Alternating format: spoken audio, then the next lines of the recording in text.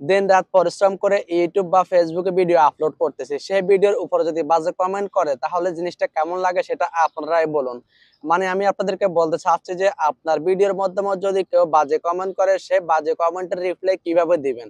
আপনি যদি সে বাজে কমেন্টের রিপ্লাই দিতে গিয়ে যদি আবার আপনি বাজে কমেন্ট করে রিপ্লাই দেন, বা আপনি গালাগালি করে বা সেই কমেন্টের রিপ্লাই দিতে যান, তাহলে আপনার অনেক বড় ক্ষতি হতে পারে।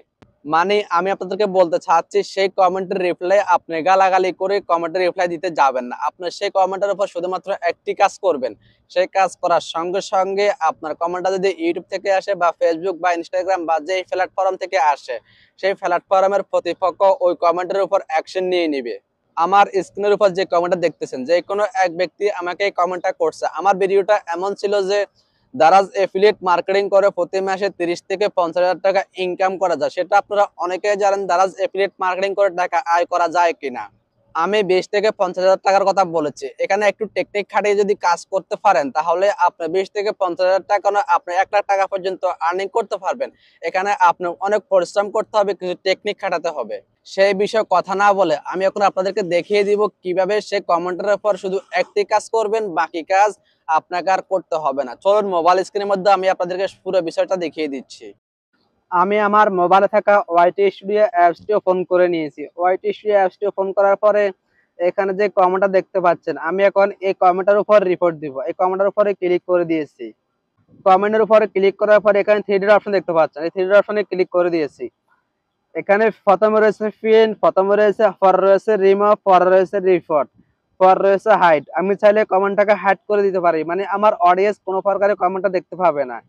রিমুভ অপশনে ক্লিক করে ডিলিট করে দিতে পারি। আমি ডিলিটও করব না, হাইডও করব না, আমি সরাসরি কমেন্টের উপর রিপোর্ট দিয়ে দিব।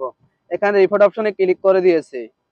রিপোর্ট অপশনে ক্লিক করার পরে এখানে 8টি অপশন চলে আসছে। খুবই গুরুত্বপূর্ণ বিষয়, এখানে আপনি কোন অপশনে সিলেক্ট করবেন। আপনাকে কমেন্টে যা বলেছে এখান থেকে আপনি সেই অপশনটা সিলেক্ট করতে হবে। আপনাকে যদি গালাগালি করে থাকে, এখান থেকে আপনি সেই অপশনটা বেছে নেবেন। যদি হিংসা করে কমেন্ট করে থাকে, সেই অপশনটা বেছে নেবেন।